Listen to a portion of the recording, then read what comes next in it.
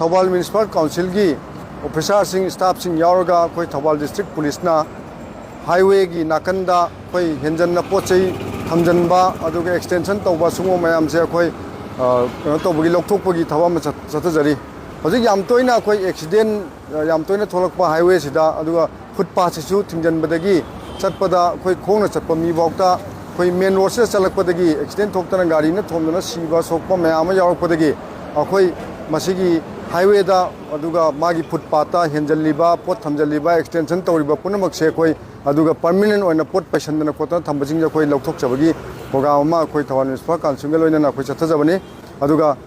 मसी कोई मयामनसु कोई वारोबिगनो कोऑपरेशन पीबियो मयामगी फनबगी दमक्तनी आइन थेनबा अदुगा मागी